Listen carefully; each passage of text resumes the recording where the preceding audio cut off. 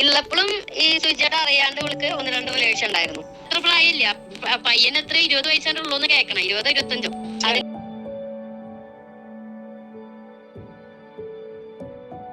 Hello friends, KL19 Sreethu ബ്ലോഗ്സിന്റെ പുതിയൊരു വീഡിയോയിലേക്ക് എല്ലാ കൂട്ടുകാർക്കും സ്വാഗതം. ഇന്ന് നമ്മൾ ഡിസ്കസ് ചെയ്യാൻ പോകുന്നത് ഹനാൻ പുറത്തുവിട്ട ഒരു വോയിസ് ക്ലിപ്പിനെ പറ്റിയാണ്. നമ്മുടെ രേണു പ്രഗ്നന്റ് ആയിരുന്നു എന്നും കൂടാതെ ആ ഒരു ഗർഭം അലസിപ്പിച്ചു എന്നൊക്കെ പറഞ്ഞിട്ട് ഒരു വോയിസ് ക്ലിപ്പ് നല്ല രീതിയിൽ കിടന്ന് കറങ്ങുന്നുണ്ട്. നിങ്ങൾ ഓൾറെഡി ഈ ഒരു സബ്ജക്റ്റ് റിലേറ്റഡ് വീഡിയോസ് ഒത്തിരി കണ്ടിട്ടുണ്ടായിരിക്കാം. അപ്പോൾ ഈ ഒരു വീഡിയോയിൽ എൻ്റെ ഒപ്പീനിയൻ എന്താണ് എന്നുള്ളതാണ് ഞാൻ ഈ ഒരു വീഡിയോയിൽ നിങ്ങളുമായിട്ട് ഷെയർ ചെയ്യുന്നത്. അതിനു മുന്നേ എനിക്കൊരു കാര്യം പറയാനുള്ളതെന്ന് വെച്ചാൽ, ഞാൻ ഇതിനു മുന്നേ ഇട്ട വീഡിയോയ്ക്ക് താഴെ കുറച്ചധികം കമൻസ് വന്നിട്ടുണ്ട്. ഏതൊക്കെ അണ്ണമാര് ചേച്ചിമാരൊക്കെ ഇട്ട കമൻസ് ആണ്. ഓക്കെ, നിങ്ങൾക്കൊക്കെ റിപ്ലൈ വേണ്ടേ? ആ ഒരു കമൻറ്റിന് റിപ്ലൈ ഞാൻ ഈ ഒരു വീഡിയോയുടെ ഏറ്റവും ലാസ്റ്റ് ഞാൻ കൊടുക്കുന്നതായിരിക്കും. അതുകൊണ്ട് കമൻറ്റ് ചെയ്ത ചേച്ചിമാരും അണ്ണമാരും ദയവായി ഈ വീഡിയോ ഫുള്ളായിട്ടൊന്ന് കാണുക. ഞാൻ എൻ്റെ ഈ വീഡിയോയിൽ പറയുന്നത് എൻ്റെ വ്യക്തിപരമായിട്ടുള്ള അഭിപ്രായങ്ങളാണ്. ഞാൻ എൻ്റെ എല്ലാ വീഡിയോസിലും പറയാറുള്ളതാണ്. എനിക്ക് എന്താണ് തോന്നുന്നത് അതാണ് ഞാൻ റിയാക്ട് ചെയ്യുന്നത്. ഞാൻ ഇതിൽ ആരെയും കുറ്റപ്പെടുത്തുന്നില്ല. കുറ്റപ്പെടുത്തതായിട്ട് നിങ്ങൾക്ക് തോന്നുന്നുണ്ടെങ്കിൽ അത് നിങ്ങളുടെ ഭാഗത്തുള്ള തെറ്റാണ്. ഓക്കെ, നമുക്ക് എന്തായാലും അധികം വൈകിപ്പിക്കാതെ ഇന്നത്തെ വീഡിയോയിലോട്ട് നമുക്ക് പോകാം. നമ്മുടെ വീഡിയോസ് ഒന്ന് കാണാം. ഇവള് ചെയ്ത ഒരു ഗുരുതരായിട്ടുള്ള ഒരു കാര്യം എന്താന്ന് വെച്ച് കഴിഞ്ഞാൽ, ഇവള് മറ്റേ എന്താ പറയാ, ഒരു പയ്യനായിട്ട് അവിടെ ബന്ധമുണ്ടായിരുന്നു നാട്ടില്. ഉള്ളപ്പോഴും ഉണ്ടായിരുന്നു. ഉള്ളപ്പോഴും ഈ സുചേട്ട അറിയാണ്ട് ഇവൾക്ക് 1-2 റിലേഷൻ ഉണ്ടായിരുന്നു. അത് ഇവള് സംസാരിച്ചപ്പോ തന്നെ ഇവളുടെ വായിന്ന് വന്ന കാര്യങ്ങളാ. ഇപ്പൊ നമ്മൾ ഒരാളെ സ്വഭാവം എന്താന്ന് അറിയാൻ വേണ്ടി ഒന്ന് ഇളക്കില്ലേ, ഒന്ന് ഇട്ട് നോക്കില്ലേ. അപ്പൊ ആ ഒരു രീതിയിൽ എന്റെ ഭാഗത്തു നിന്ന് ചില സംഭാഷണങ്ങൾ ഉണ്ടായിരുന്നു. എന്താണ് സുചേട്ട ഉള്ളപ്പോഴും നിനക്ക് എന്തെങ്കിലും ഉണ്ടായിരുന്നു? ആ രീതിയിൽ വെറുതെ ചോദിക്കില്ലേ, നമ്മൾ ഫ്രണ്ട്സ് തമ്മിൽ ചോദിക്കില്ലേ അങ്ങനെ. നിനക്ക് അങ്ങനെ വല്ലതും ഉണ്ടായിരുന്നോ എന്ന് ചോദിക്കാം നൈസായിട്ട്. അതായത് സ്വഭാവം അറിയാൻ വേണ്ടി വെറുതെ ഒന്ന് ഇട്ട് നോക്കിയതാ. എന്നിട്ട് ഞാൻ പറഞ്ഞു, എന്താണ് അറിയാ, ഇനിയിപ്പോ നിനക്ക് നിന്റെ കാര്യങ്ങളൊക്കെ എങ്ങനെ, ഇനിയിപ്പോ നീ വേറെ ബന്ധത്തിലേക്കെല്ലാം പോവില്ലേ? അങ്ങനെയൊക്കെ വെറുതെ ചോദിക്കില്ലേ, കൂട്ടുകാരെ നമ്മൾ ചോദിക്കില്ലേ, വളരെ ഫ്രാങ്ക് ആയിട്ട് നമ്മൾ ചോദിക്കില്ലേ, അതുപോലെ. അപ്പൊ ഞാൻ ആ ചോദിച്ചപ്പോ ആ കൂട്ടത്തിൽ എന്താണ് റിയൽ ക്യാരക്ടർ എന്ന് അറിയാവുന്ന ഒരു ക്യൂരിയോസിറ്റി കൂടെ എനിക്ക് ഉണ്ടായിരുന്നു ആ സമയത്ത്. അത് ഞാൻ ഇല്ലാന്ന് പറയുന്നില്ല. അപ്പൊ ആ സമയത്ത് എനിക്ക് ചോദിച്ചിട്ടുണ്ടായിരുന്നപ്പോ തന്നെ ചില ഇതൊക്കെ ഉണ്ടായിരുന്നു. അത് ചേട്ടൻ പ്രോഗ്രാമിന് പോകാൻ പറയുന്നില്ലല്ലോ എന്നുള്ള രീതിയിലൊരു ടോക്ക് വന്നു. അത് കഴിഞ്ഞിട്ട് ആ ടോക്ക് വന്നിട്ട് അപ്പൊ തന്നെ അത് വിഴുങ്ങുകയും ചെയ്തു.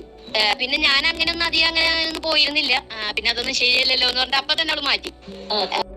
ഈ വന്നെന്ന് പറയുന്നത് ആരാണെന്ന് നിങ്ങൾക്ക് നന്നായിട്ട് അറിയാം ഗേസ്, നമ്മുടെ ഹനാനാണ്. ഹനാൻ എനിക്ക് തോന്നുന്നു ഏകദേശം ഇന്ന് രേണു സുധി ഫേസ് എന്ന സെയിം സിറ്റുവേഷനിലൂടെ കടന്നുപോയ വ്യക്തിയാണ് കുറച്ച് കാലങ്ങൾക്ക് മുന്നേ. ഓക്കെ, ഹനാൻ അതൊക്കെ മറന്നു പോയെങ്കിൽ താങ്കളുടെ യൂട്യൂബിലും ഫേസ്ബുക്കിന്റെയും ബാക്കിലോട്ടൊക്കെ വീഡിയോസ് എടുത്ത് നോക്കുക. താങ്കൾ ഇത് ഫേസ് ചെയ്ത് താങ്കൾ ഈ കടന്ന് കരഞ്ഞു മെഴുകിയതല്ല, ഈ പറഞ്ഞതുപോലെ എല്ലാം താങ്കളുടെ പ്രൊഫൈൽ ഉണ്ടാവുമല്ലോ. താങ്കളാണ് ഇങ്ങനത്തെ ഒരു ആരോപണം ആയിട്ട് മുന്നോട്ട് വന്നിട്ടുള്ളത്. അതുകൊണ്ട് തന്നെ ഇത് എത്രത്തോളം വിശ്വസിക്കാൻ പറ്റും എന്നുള്ള കാര്യം നമുക്കറിയില്ല. ഓക്കെ, അതവിടെ നിൽക്കട്ടെ. താങ്കൾ പറഞ്ഞ വോയിസിലൂടെ നമുക്ക് വരാം. ഹനാൻ ഈ പറഞ്ഞ വോയിസ് ക്ലിപ്പിൽ നിന്നും എനിക്ക് മനസ്സിലായ ഒരു കാര്യം എന്ന് പറയുന്നത്, ഹനാൻ കൂടാതെ മറ്റൊരു പെൺകുട്ടി നമ്മുടെ രേണു, ഇവർ മൂന്നുപേരും നല്ല തിക് ഫ്രണ്ട്സ് ആയിരുന്നു എന്നാണ് എനിക്ക് മനസ്സിലായത്. അങ്ങനെ ഇവർ തമ്മിൽ ഫ്രണ്ട്സ് ആയിരുന്നെങ്കിൽ തീർച്ചയായിട്ടും രേണുവിന് അങ്ങനത്തെ ഒരു കാമുകൻ ഉണ്ടെങ്കിൽ ഉറപ്പായിട്ടും കാമുകൻ ഉണ്ടെന്നും കാമുകന്റെ പേരെന്താണെന്നും കാമുകനെ ഇവർ കണ്ടിട്ടുണ്ടായിരിക്കും, ഇവർ മീറ്റ് ചെയ്യുന്ന സ്ഥലം അറിയായിരിക്കും, ഫോൺ വിളിക്കുന്ന ഫുൾ ഡീറ്റെയിൽസ് അറിയായിരിക്കും.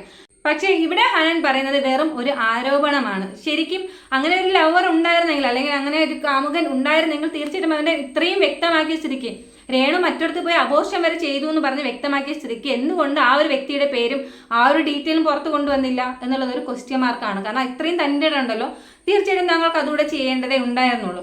താങ്കൾ തന്നെ പറയുന്നുണ്ട്, ഞാൻ ഇടയ്ക്കൊക്കെ രേണുവിനെ എറിഞ്ഞു നോക്കിയതാണ് വേറെ ഉണ്ടോ എന്നുള്ള കാര്യം. അപ്പോൾ ഇങ്ങനെ ഉണ്ട് എന്നുള്ള രീതിയിൽ അവിടെ നിന്ന് ഇങ്ങോട്ട് വന്നു. അത് നോർമലി ഒരു ഫ്രണ്ട്സിൻ്റെ ഇടയിൽ വരുന്ന ഒരു ടോക്ക് മാത്രമാണ്. അതല്ലേ ശരിക്കും അങ്ങനെ ഉണ്ടെങ്കിൽ തീർച്ചയായിട്ടും ഇത് സീരിയസ് ആയിട്ട് തന്നെ ഈ പറഞ്ഞ ഹനാനോടത് പറയില്ലായിരുന്നോ? നമുക്ക് എന്തായാലും നമ്മുടെ ഹനാന്റെ ബാക്കി ആരോപണങ്ങൾ കൂടെ ഒന്ന് കേട്ടിട്ട് വരാം.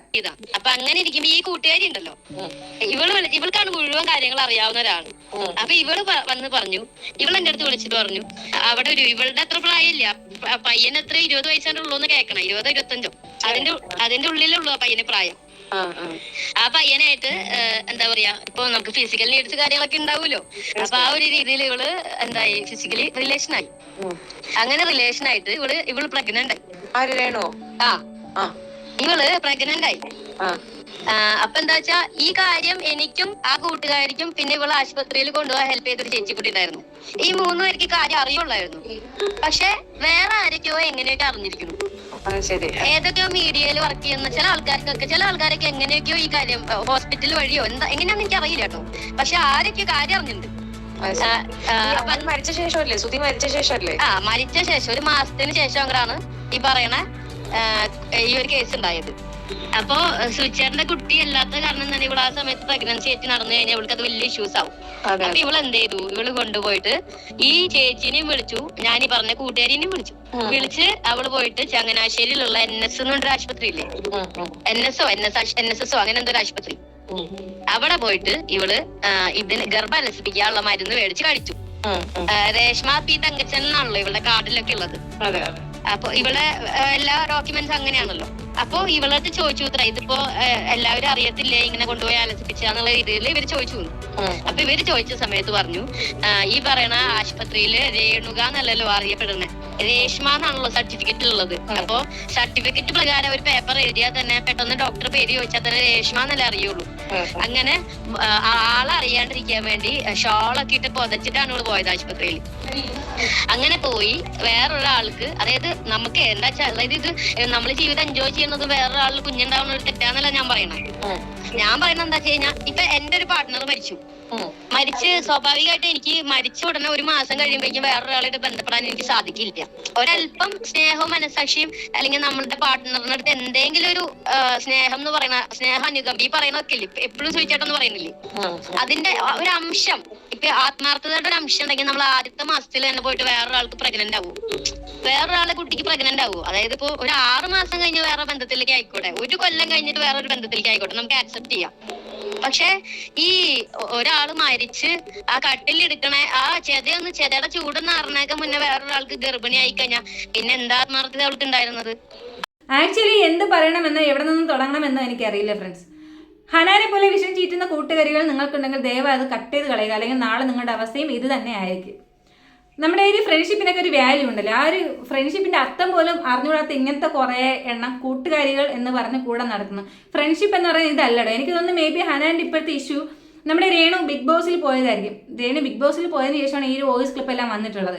ഈ ഒരു വോയിസിൽ പറയുന്നുണ്ട് രേണു ബിഗ് ബോസിൽ അവിടെ നിന്ന് ചെയ്യുന്ന കാര്യങ്ങളൊക്കെ. ഓക്കെ, അപ്പോൾ എനിക്ക് തോന്നുന്നത് അതിൻ്റെ ഒരു അസൂയയും കുശും, പിന്നെ ഈ രേണു എങ്ങനെ രക്ഷപ്പെട്ടു പോവോ? നമ്മുടെ ഹനാൻ ബിഗ് ബോസിൽ പോയിട്ട് ഒന്നും തന്നെ നേടാനായിട്ട് കഴിഞ്ഞില്ല. ഓക്കെ, അപ്പോൾ അത് വെച്ച് നോക്കുമ്പോൾ നമ്മുടെ രേണു 2 തവണ നോമിനേഷനിൽ വന്നിട്ടും ഇപ്പോഴും അകത്ത് തന്നെ നിൽക്കുന്നുണ്ട്. അപ്പോൾ ആ ഒരു സപ്പോർട്ട്, ഇനി അവളെങ്ങനെ രക്ഷപ്പെട്ട് പോകുമോ എന്നുള്ള ഒരു ഭയം കൊണ്ട് എനിക്ക് ഈ ഒരു വോയിസ് ക്ലിപ്പ് പുറത്ത് വിട്ട് എന്നാണ് എനിക്ക് തോന്നുന്നത്. കാരണം അങ്ങനെയെങ്കിലും ആളുകളൊന്ന് നെഗറ്റീവ് അടിച്ച് രേണുവിനെ താഴ്ത്തട്ടെ എന്ന് വിചാരിച്ചിട്ടുണ്ടാവാം മേ ബി. ഓക്കെ, നമുക്ക് എന്തായാലും ഹനാൻ പറഞ്ഞ ആരോപണത്തിലോട്ട് വരാം. ഹനാൻ പറഞ്ഞത് നമ്മുടെ സുധിച്ചേട്ടൻ മരിച്ച് 1 മാസം തികയുന്നതിന് മുന്നേ വേറൊരു ചെറുക്കനായിട്ട് റിലേഷനിലായി ആ ചെറുക്കൻ്റെ കുഞ്ഞിനെയാണ് അബോർട്ട് ചെയ്യാൻ വേണ്ടി പോയതെന്ന്. നമ്മുടെ സുധിച്ചേട്ടൻ മരിച്ച് 1 മാസം തികയുന്നതിന് മുന്നേ തന്നെ ഈ ഒരു അബോർഷൻ നടത്തി എന്ന് പറയുന്നുണ്ട്. അതായത് ഈ രണ്ടിലും പറയുന്ന 1 മാസത്തിന്റെ കണക്കാണ്. നിങ്ങളൊരു കാര്യം നോക്കണം, സുധിച്ചേട്ടൻ മരിച്ചിട്ടുള്ള 1 മാസത്തിലാണ് ഈ പറഞ്ഞ രേണു ഒരു പുരുഷനായിട്ട് ബന്ധത്തിൽ ഏർപ്പെട്ട ഒരു കുഞ്ഞ് പ്രഗ്നന്റ് ആയെങ്കിൽ തീർച്ചയായിട്ടും ആ ഒരു പ്രഗ്നന്റ് ആണെന്ന് അറിയണമെങ്കിൽ തന്നെ 1 മാസം ആകണം. ആ 1 മാസം കഴിഞ്ഞാൽ മാത്രമേ ടെസ്റ്റിൽ അറിയാൻ പറ്റുള്ളൂ. അപ്പോൾ അങ്ങനെയാണെങ്കിൽ സുധിച്ചേട്ടൻ മരിച്ച് 2ാമത്തെ മാസമാണ് ഈ പറഞ്ഞ അബോർഷനും കാര്യങ്ങളൊക്കെ നടത്തിയെങ്കിൽ നമുക്ക് വിശ്വസിക്കാം ഇത് ചിലപ്പോൾ മേ ബി പുറത്തുള്ള ഒരു ആളുടെ കുഞ്ഞായിരിക്കാമെന്ന്. സുധിച്ചേട്ടൻ മരിച്ച് തൊട്ട് ആ 1 മാസത്തിനുള്ളിൽ അബോർഷൻ ചെയ്തെങ്കിൽ തീർച്ചയായിട്ടും ഈ പറഞ്ഞ രേണു സുധിച്ചേട്ടൻ ജീവനോടെ ഉണ്ടായിരുന്ന സമയത്താണ് പ്രഗ്നന്റ് ആയിട്ടുള്ളത്. ഞാനൊരു കാര്യം പറഞ്ഞത് ഇത് സത്യമാണ് എങ്കിൽ മാത്രമാണ്. റിയൽ ആയിട്ട് നടന്ന കാര്യമാണോ ഇല്ലയോ എന്നുള്ള കാര്യം എനിക്കറിയില്ല. ഹനാൻ പറഞ്ഞതായതുകൊണ്ടും ഒട്ടും വിശ്വസിക്കാനും വയ്യ. സുധിച്ചേട്ടൻ ജീവനോടെ ഇരിക്കുമ്പോഴാണ് ഈ പറഞ്ഞ രേണു പ്രഗ്നന്റ് ആയതെങ്കിൽ മാത്രമേ ഈ പറഞ്ഞ 1 മാസത്തിനുള്ളിൽ ഒരു അബോർഷൻ എന്നുള്ള രീതിയിൽ ചെയ്യാൻ സാധിക്കുകയുള്ളൂ. അങ്ങനെയാണെങ്കിൽ തീർച്ചയായിട്ടും ഈ ഒരു കുഞ്ഞ് സുധിച്ചേട്ടൻ്റെ തന്നെ ആയിരിക്കാം. രേണു ബിഗ് ബോസിനുള്ളിലാണ്, അതുകൊണ്ട് തന്നെ ഇതിന് റിപ്ലൈ കാര്യങ്ങളൊന്നും നമുക്കിപ്പോൾ കിട്ടില്ല. രേണു പുറത്തായിരുന്നപ്പോഴാണ് ഈ പറഞ്ഞ ആരോപണങ്ങളൊക്കെ വന്നതെങ്കിൽ തീർച്ചയായിട്ടും അവിടെ ഒരു ക്ലാരിഫിക്കേഷൻ രേണു കൊടുക്കുമായിരുന്നു. ഓക്കെ, പിന്നെ ഈ പറഞ്ഞ ഹനാൻ പറഞ്ഞതിൽ ഒരു കാര്യം എന്ന് പറയുന്നത് എനിക്ക് തോന്നുന്നു രേണുവിന് ഏകദേശം ഒരു 34-35 ആ ഏജിനുള്ളിൽ വരുമായിരിക്കാം. ഹനാൻ പറഞ്ഞ ആ ഒരു ചെറുക്കൻ ഏജ് പറഞ്ഞത് 20-25. ഇത്രയും ഏജ് അല്ലെങ്കിൽ അവളുടെ മോൻ്റെ ആ ഒരു പ്രായത്തിനൊത്ത് നിൽക്കുന്ന ഒരു ചെറുക്കനായിട്ട് ലൈംഗിക ബന്ധത്തിൽ ഏർപ്പെട്ട് ഒരു കുഞ്ഞിനെ കൊണ്ടുവന്നു, ഒരു കുഞ്ഞിനെ ഗർഭം ധരിച്ചു എന്നൊക്കെ പറയുന്നത് ഞങ്ങൾക്ക് വിശ്വസിക്കാൻ കുറച്ച് കഷ്ടമാണ്. ഇനി രേണുവിനൊരു കാമുകൻ ഉണ്ടെന്നോ അല്ലെങ്കിൽ ഈ പറഞ്ഞ പോലെ പ്രഗ്നന്റ് ആയെന്നോ ഇരിക്കട്ടെ, അവരെ ക്വസ്റ്റ്യൻ ചെയ്യാനോ അവരെ കുറ്റം വിധിക്കാനോ നമ്മൾ ആരാണ്? ഈ പറയുന്ന എല്ലാവരും ഡീസൻ്റ് ആണോ? നമ്മളുടെ ലൈഫിൽ എന്ത് നടക്കുന്നതെന്ന് നമുക്കേ അറിയത്തുള്ളൂ. ഓക്കെ, ഇങ്ങനെ ഒരു പെൺകുട്ടിയെ ഒരു സമൂഹ മാധ്യമങ്ങളിൽ ഇത്രയ്ക്ക് വൃത്തികെട്ട രീതിയിൽ ഇട്ട് കൊടുത്ത ഹനാൻ, നീയാണ് ഇവിടെ തോൽവിയായിരിക്കുന്നത്. നീ വിചാരിക്കും ചിലപ്പോൾ മേ ബി രേണു ഇതോടെ മൊത്തത്തിൽ തകർന്നു പോകും, അല്ലെങ്കിൽ രേണുവിന് വേണ്ടി സംസാരിക്കുന്നവരുടെ വായക്കാടയെന്ന്. പക്ഷെ അങ്ങനെയല്ല. ഫ്രണ്ട്ഷിപ്പിന്റെ വാല്യൂ കളഞ്ഞ നിന്നെ ഈ ഒരു ഒറ്റ കാര്യത്തിൽ നിന്ന് തന്നെ മനസ്സിലാക്കാം. നീ വേറെ എന്തൊക്കെ ആരോപണങ്ങൾ കൊണ്ടുവന്നാലും കുഴപ്പമില്ലായിരുന്നു. അവളുടെ മേ ബി അത്രയും സീക്രട്ടായിട്ട് വെച്ചിരുന്ന ഒരു സാധനം നീ എടുത്ത് പബ്ലിഷ് ചെയ്തു.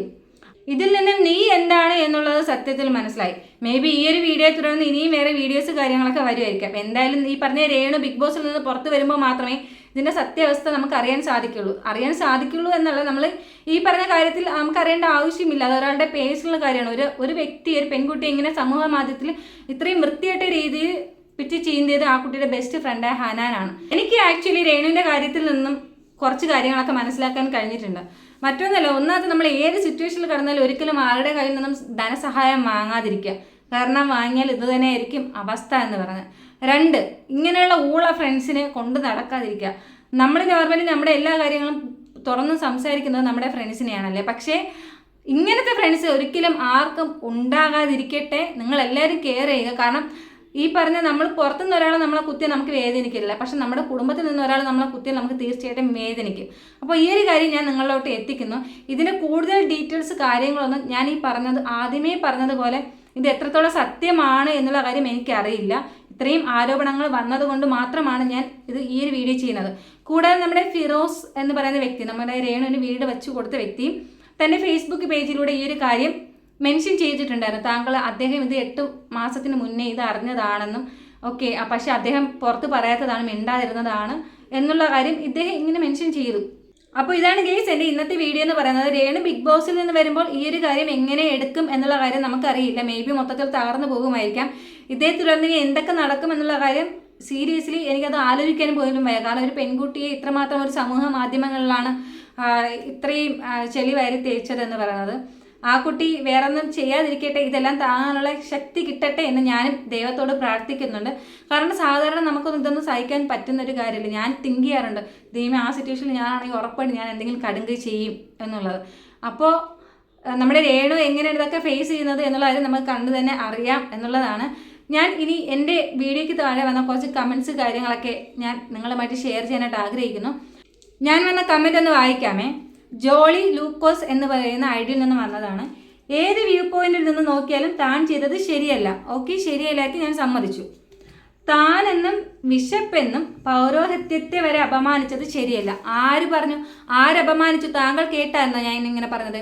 ബിഷപ്പിന് ഞാൻ പറഞ്ഞിട്ടുള്ള വേർഡെന്ന് പറയുന്നത് അച്ഛൻ എന്ന് പറഞ്ഞിട്ടുണ്ട്, ബിഷപ്പ് എന്ന് പറഞ്ഞിട്ടുണ്ട്, താങ്കൾ എന്ന് പറഞ്ഞിട്ടുണ്ട്, അദ്ദേഹം എന്ന് പറഞ്ഞിട്ടുണ്ട്. വേറെ താങ്കൾ ഈ പറഞ്ഞതുപോലെ താനെന്ന് പറഞ്ഞിട്ടില്ല, വിശപ്പ് എന്ന് ഞാൻ പറഞ്ഞിട്ടില്ല. കാരണം അങ്ങനെ പറയാൻ വേണ്ടി എനിക്ക് അത്രയും വിവരമില്ലാത്തതല്ല. ഏതൊരു സ്ഥാനമായാലും അതിനെ ബഹുമാനിക്കാൻ പഠിച്ചിട്ടുള്ള ഒരു വ്യക്തിയാണ് ഞാനെന്ന് പറയുന്നത്. അപ്പോൾ ഇല്ലാത്ത കാര്യം ക്രിയേറ്റ് ചെയ്ത് ചുമ്മാ വെറുതെ ഇഷ്യൂ ക്രിയേറ്റ് ചെയ്യാൻ വേണ്ടി നോക്കണ്ട താങ്കൾ. പിന്നെ ഒരു കാര്യം താങ്കൾ പറഞ്ഞത് ഇത് ഇത്രയല്ല, കുറേ ഉണ്ട്. അപ്പോൾ എനിക്കിതിൽ ഇത്രയാണ് ഒരു റിയാക്ട് ചെയ്യണമെന്ന് തോന്നിയത്. ഏത് വ്യൂ പോയിന്റിൽ നിന്ന് നോക്കിയാലും താൻ ചെയ്തത് ശരിയില്ല, ഞാൻ ചെയ്യുന്നത് ശരിയാകണം എന്നുള്ള കാര്യം ഞാൻ ഒരിക്കലും ആരോടും പറയുന്നില്ല. നമുക്ക് ഒരു സബ്ജക്റ്റ് വന്നാൽ അല്ലെങ്കിൽ ഒരു കോന് 2 വശം ഉള്ളതുപോലെ ഒരു സബ്ജക്റ്റ്, ഇനി ഇൻകേസ് നമ്മുടെ രേണുവിനെ തന്നെ എടുക്കാം, അതാണല്ലോ ഇപ്പോൾ ട്രെൻഡ്. രേണുവിന് സബ്ജക്റ്റ് എടുക്കുമ്പോൾ നമ്മൾ രേണുവിന് സപ്പോർട്ട് ചെയ്യുന്ന ഒരു വിഭാഗം ആളുകളുണ്ടാവും, രേണുവിന് നെഗറ്റീവ് പറയുന്ന ഒരു വിഭാഗം ആളുകളുണ്ടാവും. ആ 2 വ്യക്തികളും എന്ന് പറയുന്നത് അവരുടെ കാഴ്ചപ്പാടാണ്. നമ്മുടെ കണ്ണിൽ എന്താണോ ആ ഒരു സബ്ജക്റ്റിൽ. ഇപ്പോൾ ഈ പറഞ്ഞതുപോലെ എല്ലാവരും രേണുവിന് നെഗറ്റീവ് തന്നെ പറയണമെന്നുണ്ടോ? ഒരിക്കലില്ല. നിങ്ങളുടെ കാഴ്ചപ്പാടായിരിക്കില്ല ഈ പറഞ്ഞ എനിക്ക്, എൻ്റെ കാഴ്ചപ്പാടായിരിക്കില്ല നിങ്ങൾക്കെന്ന് പറയുന്നത്. അതുകൊണ്ട് ഇങ്ങനെ ഇല്ലാത്ത കാര്യം പറഞ്ഞ് പൗരോഹിത്യത്തെയൊക്കെ എന്നൊക്കെ പറഞ്ഞിട്ട് ഇങ്ങനെ ചുമ്മാ വന്ന് കമൻ്റ് ഇടാൻ വരണ്ട. ഇനി താങ്കൾ ഈ പറഞ്ഞതുപോലെ ഞാൻ എൻ്റെ ഈ വീഡിയോസിൽ ഞാൻ വിശപ്പെന്ന് എന്തെങ്കിലും പറഞ്ഞിട്ടുണ്ടെങ്കിൽ താങ്കൾ അത് പ്രൂവ് ചെയ്യൂ. ഞാൻ എൻ്റെ ഈ ചാനലിൽ ഇനി ഞാൻ വീഡിയോസ് ഇടില്ല. പ്രൂവ് ചെയ്യുകയാണെങ്കിൽ 100% ഞാൻ പറയാം, ഞാൻ വീഡിയോസ് ഇടില്ല. കാരണം അത്രയും കോൺഫിഡൻസ് ഉണ്ട് എനിക്ക്. താങ്കളെ പോലെ അത്രയും വിവരം ഇല്ലാത്ത ഒരു വ്യക്തിയൊന്നുമല്ല ഞാൻ. എവിടെ എന്ത് പറയണം എന്നുള്ളത് എനിക്ക് നന്നായിട്ട് അറിയാം. ഞാൻ എന്ത് പറഞ്ഞാലും ചിന്തിച്ച് തന്നെയാണ് പറയുന്നത്. പിന്നെ എൻ്റെ വീഡിയോയ്ക്ക് താഴെ വരുന്ന കുറച്ച് കമൻസ് എന്ന് പറഞ്ഞാൽ PR ആണ്, രേണുവിൻ്റെ PR ആണെന്നൊക്കെ. നിങ്ങൾ അങ്ങനെ പറഞ്ഞാൽ എനിക്ക് കുഴപ്പമില്ല. നിങ്ങൾ ഈ പറഞ്ഞ എന്നെ രേണുവിൻ്റെ PR എന്ന് പറയുകയാണെങ്കിൽ നിങ്ങൾ ഞാൻ ഈ പറഞ്ഞ ബിഷപ്പിൻ്റെ PR എന്ന് പറയും. ഇനി എൻ്റെ വീഡിയോയ്ക്ക് താഴെ വന്ന് നിങ്ങൾ PR എന്ന് പറഞ്ഞാൽ ഓപ്പോസിറ്റ് ഞാൻ ഇതേ പറയത്തുള്ളൂ. കാരണം അത് രേണുവല്ല, ആ സ്ഥാനത്ത് ആരോ ആയിക്കോട്ടെ, എനിക്ക് എന്താണ് ന്യായം എന്ന് തോന്നുന്നത് ഞാൻ പറയും. അതിന് ഈ പറഞ്ഞ പോലെ PR ആണ്, അങ്ങനെയാണ്, ഇങ്ങനെയാണെന്ന് പറഞ്ഞിട്ട് നിങ്ങൾക്ക് കിട്ടുന്ന ഒരു സന്തോഷം ആ ഒരു സന്തോഷം ഞാനായിട്ട് കളയുന്നില്ല, നിങ്ങൾ സന്തോഷിച്ചോളൂ. എനിക്ക് പറയാനുള്ള ഒരു കാര്യം എന്ന് പറയുന്നത്, ഞാൻ വീഡിയോസ് ഇടുന്നത് എൻ്റെ കാഴ്ചപ്പാടാണ്. അത് ഈ പറഞ്ഞ പോലെ നിങ്ങളുമായിട്ട് സപ്പോർട്ട് ചെയ്യണമെന്നില്ല. നിങ്ങൾ ഈ പറഞ്ഞ എല്ലാവരും കൂടെ ഒരാളെ ക്രൂശിക്കുമ്പോൾ ഞങ്ങളും ക്രൂശിക്കണം എന്നുള്ള നല്ല നിയമമുണ്ട്? ഒരിക്കലും ഇല്ല. അത് നമ്മുടെ ഇഷ്ടമാണ് നമ്മൾ എന്ത് പറയണം എന്നുള്ളത്. നമ്മൾ ഒരു കൂട്ടം സമൂഹം ഈ പറഞ്ഞ എല്ലാവരും കൂടെ രേണുവിന് എതിരാണെങ്കിലും നിങ്ങൾ ചിന്തിക്കുക, അപ്പോൾ അതിന് നേരെ ഓപ്പോസിറ്റായിട്ടിരിക്കുന്ന കുറേ ആളുകളുണ്ട്. ഞങ്ങൾ കുറച്ച് വീഡിയോസ് ഇടുമ്പോൾ അതിന് താഴെ വരുന്ന കമൻസ് ഉണ്ട്, ഞങ്ങൾ ആഗ്രഹിച്ചതാണ് നിങ്ങൾ പുറത്ത് പറഞ്ഞത്. അതായത് കേൾക്കുമ്പോൾ ശരിക്കും സന്തോഷമാണ്. ഞങ്ങളെപ്പോലത്തെ സാധാരണ തിങ്ക് ചെയ്യുന്ന ആളുകളും ഉണ്ടല്ലോ എന്ന് വിചാരിച്ചിട്ട്. ഞാൻ ഒരിക്കലും ചുമ്മാ വന്നിരുന്ന് നിങ്ങളുടെ മുന്നിൽ ഒരാളെ കുറ്റം പറയുകയല്ല ചെയ്യുന്നത്. ഞാനൊരു വീഡിയോ ചെയ്യുകയാണെങ്കിൽ അതിന് ഏത് വീഡിയോ ആണോ കാരണമായത് ആ വീഡിയോ പ്ലേ ചെയ്തിട്ട് അതിനുള്ളൊരു റിവ്യൂ എന്നുള്ള രീതിയിലാണ് ഞാൻ ചെയ്യുന്നത്, എൻ്റെ റിയാക്ഷനായിട്ട്. അതിന് ഈ പറഞ്ഞ പോലെ എൻ്റെ കമൻറ്റ് ബോക്സിൽ വന്നിരുന്ന് കരഞ്ഞു മോയിട്ടൊന്നും വലിയ കാര്യമൊന്നുമില്ല. എനിക്ക് വേണമെങ്കിൽ എൻ്റെ കമൻറ്റ് ബോക്സ് ഓഫ് ചെയ്തിടേണ്ടതേ ഉള്ളൂ. ഞാൻ എപ്പോഴും പറയുന്നതാണ്, എൻ്റെ കാഴ്ചപ്പാടും നിങ്ങളുടെ കാഴ്ചപ്പാടും വ്യത്യസ്തമായിരിക്കും. അതുകൊണ്ട് തന്നെ നെഗറ്റീവ് കമൻറ്റും പോസിറ്റീവ് കമൻറ്റും വരും. അത് നിങ്ങൾ ഇടുക എന്നുള്ളത് തന്നെയാണ് പറയുന്നത്. പക്ഷേ ദയവ് ചെയ്ത് ഇങ്ങനെ വേണ്ടാ കഥ ഇല്ലാ കഥ ഉണ്ടാക്കി കൊണ്ടുവന്ന് കമൻറ്റിൽ ഇടാതിരിക്കാൻ നിങ്ങൾ പ്രത്യേകം ശ്രമിക്കുക. ഇനി ഇട്ടാലും എനിക്ക് പ്രത്യേകിച്ച് കാര്യമൊന്നുമില്ല, ഞാനിങ്ങനെ ക്ലാരിഫിക്കേഷൻ തന്നുകൊണ്ടിരിക്കും എന്ന് മാത്രമേ ഉള്ളൂ. ഓക്കെ, ഇതാണ് ഗേസ് എൻ്റെ ഇന്നത്തെ വീഡിയോ എന്ന് പറയുന്നത്. ഞാൻ നിങ്ങളെ അധികമായിട്ട് വെറുപ്പിച്ചിട്ടുണ്ടെങ്കിൽ ദയവായി ക്ഷമിക്കുക. നാളെ നമുക്ക് മറ്റൊരു വീഡിയോയിൽ വീണ്ടും കാണാം. അതുവരെ ബൈ ബൈ.